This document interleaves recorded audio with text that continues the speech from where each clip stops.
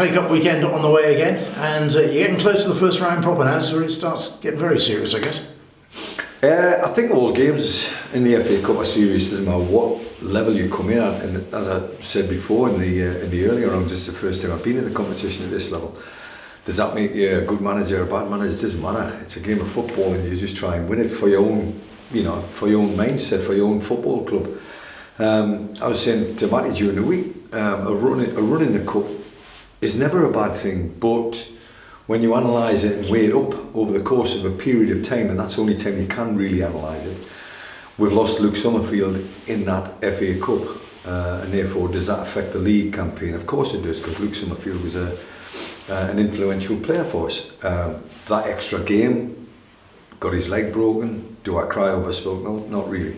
You've just got to dust yourself down and get on with it. I'm feeling for Luke, of course I am, and hopefully the players are the same way. But a run in the cup and getting to latter stages of the competition, or getting to a stage of the competition where you've got league football teams coming in, and as we were talking about, Matty, there's some big old clubs in the lower divisions, in the first and second division, through no fault of mine, through faults of their own. And if you get a chance to draw one of them in the early rounds, is that your cup final, or do you have a chance of beating them? And I can only go back to my experience as a player, and we had a run in the FA Cup, and you managed to beat somebody like Liverpool over 2 legs, and you still, that's not the giant killer. You've still got Arsenal to come, or Everton to come, or Aston Villa. We beat all these teams in a great couple of years run in the FA Cup at Bolton Wanderers, and it's imprinted in my brain. It's part of my DNA. Them cup runs were part of me as a player, and it's my go-to reference when you mention the FA Cup. Did I ever win the FA Cup? The answer is no, but we got to a semi-final, and we played at Wembley, so that was as near as damn it gets to winning a trophy. But great memories, just fantastic memories, and I can't emphasise enough to the group of players that we have here, that if we bring our best game to the table on Saturday, we've got a chance of winning the game. Doesn't necessarily mean we're going to win the game, but we've got to bring our best game to the table, our A game to the table, to have any chance of getting past Guiseley, and then fingers crossed, be sitting around as a group like you used to do in the old days, and listen to the radio and waiting for the draw to come out, and home tie against Birmingham City would be nice. But we'll just wait. We've got some serious business to be done. It's not by any stretch of the imagination a walkover. Guiseley have already showed that if they bring their A game to the table, they can beat the team at the top end of the division that we're playing in. So they're no mugs, they're no walkover, and we've got to be prepared for them and understand what's coming out of their changing room, but more importantly, understanding what's coming out of our changing room. We'll talk about Guiseley more in a moment, but just going back to the fact you played in a semi-final, it must be an awful feeling coming off the pitch, having lost a semi-final, with missing out on possibly the only chance you're going to get to play in an FA Cup final. That's so true, and is the worst feeling losing in a semi-final or losing in a final? It's losing at the end of the day, I've been to Wembley, I've lifted a trophy, albeit it was the Sherpa van at the time, and it's still getting to a cup final, regardless of what you think of the Sherpa van, regardless of what you think of the League Cup, regardless of what you think of the FA Cup. The FA Cup notoriously has been sexy over the years, and it's had its highs and lows, going through a period of time, probably 10 years ago, where it lost its impetus, it lost its momentum, it lost its mojo, and people weren't taking it serious. That was down to the fact that the Premier League had massive budgets, the Premier League had massive squads, and they were using and abusing the FA Cup to do better in the league. We're doing that. We're using and abusing the FA Cup. If we can get a run in the FA Cup, and it bolsters our league position because of the confidence that we're taking into the next game, then it serves a purpose. But bottom line is, it's a game of football. We need to win the next game of football to breed confidence, and that's the main aim with regards to Kidderminster Harriers at the moment. Your take now on the decision later in the competition to scrap replays might be different than when you were a Premier League manager, should we say, because clearly for Harriers and clubs like Harriers, if you drew Birmingham City in the first round proper and it was a replay, obviously going to make a few more quid. If replays are done away with wholesale, that's the source of income gone, isn't it? As soon as that law came out, that ruling came out, I went straight away to my go-to business head would be, well, can we reverse the fixture? You know, if there's no, you know, if you draw Birmingham City and it's at Kidderminster Harriers and we're going to get a full house, absolutely. But if you go to Birmingham City and you get a full house, there's a whole lot more money coming and exposure and maybe even the ability to upset, who knows, you know, because sometimes when you're at home you take your foot off the gas as a big club, as it were. So there's all ways and means of thinking about why they scrapped it, and I don't for the life of me, not because I'm at this level, because I've been to the higher level, I don't for the life of me understand it. The glamour of the FA Cup was all about replays, it was all about upsets, it was all about going somewhere on a wet and windy Tuesday night and upsetting them because of the circumstances or the elements, and they're going to take that away. There's going to be a lot of clubs at this level that are going to lose out because of that, which is, you know, it's sacrilege when you think about it compared to what the Premier League teams can boast, you know. I mean, I recently went to an Arsenal match, worked for the BBC, Arsenal against Bolton in the League Cup, as it were, the Carabao Cup. And yes, it was a full house, and yes, Bolton would have gotten a fair chunk of it. You know, but bottom line is that glamour, that ability to upset on your own soil, you're going to probably take that away with scrapping the replays. I just don't understand it. I think everybody in the world of football who plays the game, who knows what it's about to play the game in a competitive way, I don't think the people at the top are making these decisions have ever been in that situation themselves. They're making it because of finances, they're doing it because of the numbers and the number crunching. I mean, do me a favour, 1% of what the Premier League are turning over, give it to National League North and we'll jump all over it, because it'd be a lot of money. So if it is all about finances, you understand why the big boys are doing it. If it's not about finances, then why not give us a little bit more glamour, give us more of an opportunity at this level to be glamorous. Yeah, if you go back 50 odd years, one of the greatest ever giant killings when Hereford knocked Newcastle out would never have happened, because that was a replay. Yeah, are we allowed to say Hereford on Kidderminster? I know it's one of our rivals, but my word, they're great memories. They're great memories, and the BBC actually run concurrently with them memories, you know, because the footage in them days was nothing short of brilliant. You wouldn't get 27 cameras in a stadium, that's for sure. There'd be one or maybe two cameras, and in the old days of Coleman or, you know, all the great commentators, they were going through it as well. They were enjoying it as much as John Motson and people like that, you know. I mean, it was record breaking, it was groundbreaking, it was history making. Everything about the FA Cup's just fantastic as far as I'm concerned. So then, before you get to Birmingham City, Guiseley stand in the way, and well, the Northern Premier League is a very decent league. Oh, I've got no mistake about that, you know, no qualms about the Northern Premier League being a decent league. And you look at Guiseley in the top 5 or 6 with the ability to score goals at that level, but also the ability to concede goals. You know, you look at the 22 goals for, it's 2 goals per game.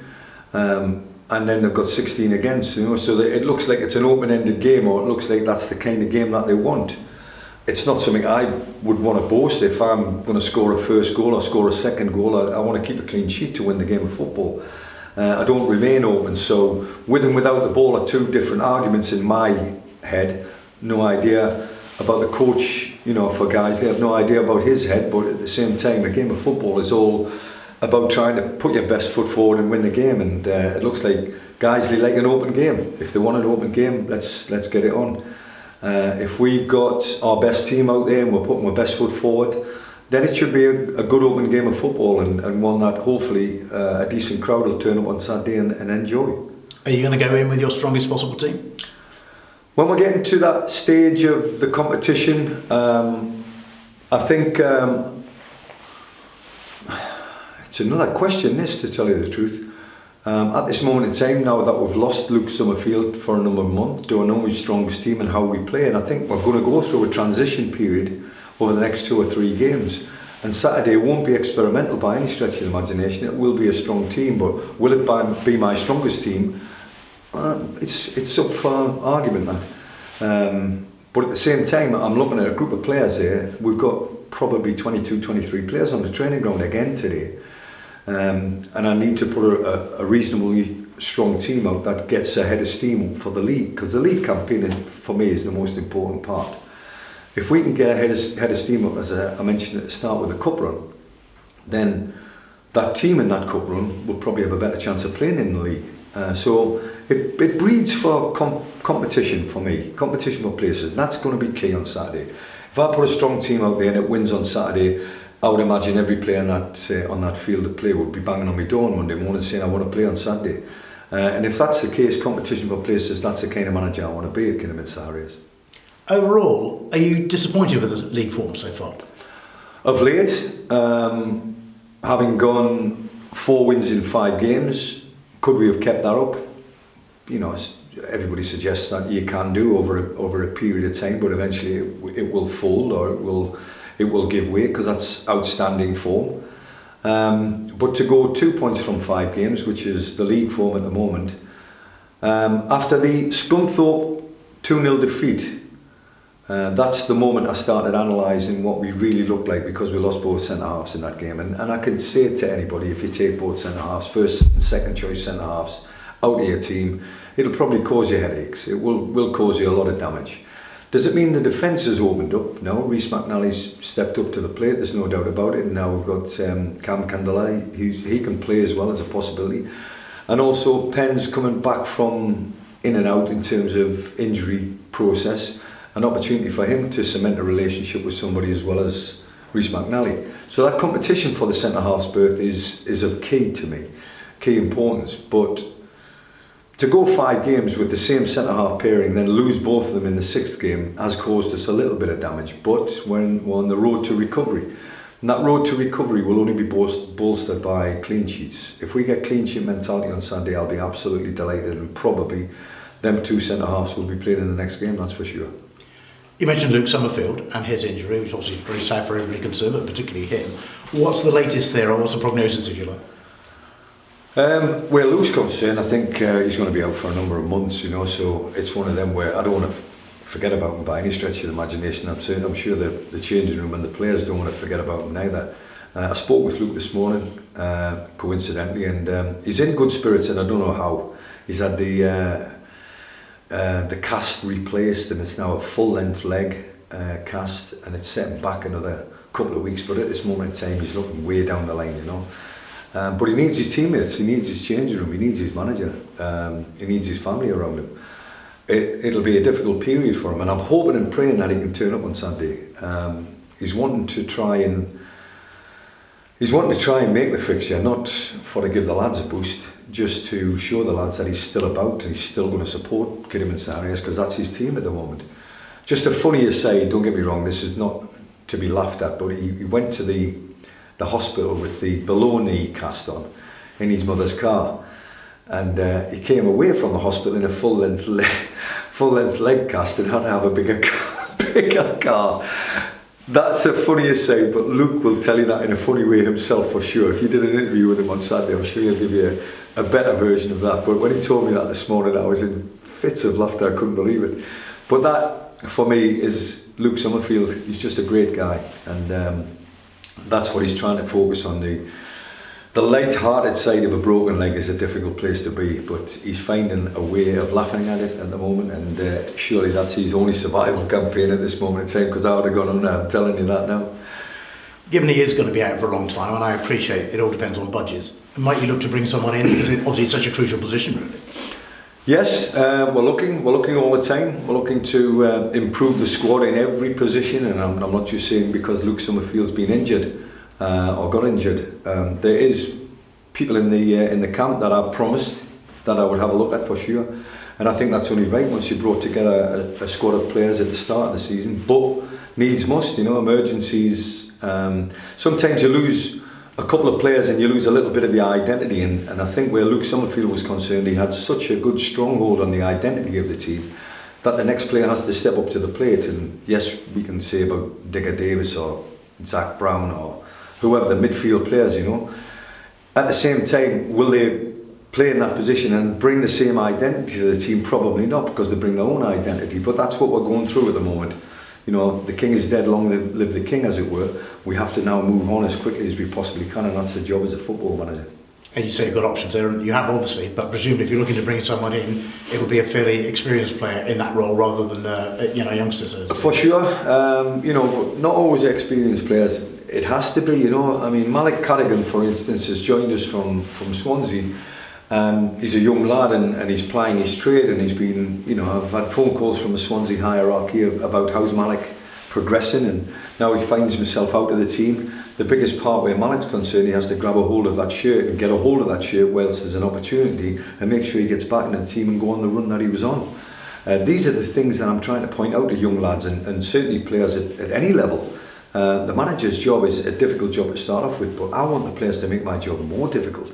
I don't want them to make it easy by leaving them out. I want them to be banging my door down, metaphorically speaking, and saying, why am I not playing? What do I need to do to get in this team, and what do I need to do to stay in this team? They're the key factors in any successful team, and that's what I want in my change room at Kidderminster.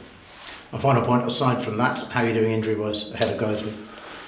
We're doing okay. Paul Downing's still taking some time to get back, and hopefully in the next couple of weeks we might see him around on the training ground, and hopefully a couple of games behind closed doors wouldn't be far away. The same with Ben Beresford. Ben Beresford's been back to Birmingham City on a couple of occasions to do strength testing. They're quite happy with the progress that he's making, but he's training with us every day in terms of the kind of training that he can do with a physiotherapist. So he's in and around the club, and he really wants to be a part of the club when he comes back to full fitness. So there's one or two have been in the background, and I'm trying desperately to get them in the foreground.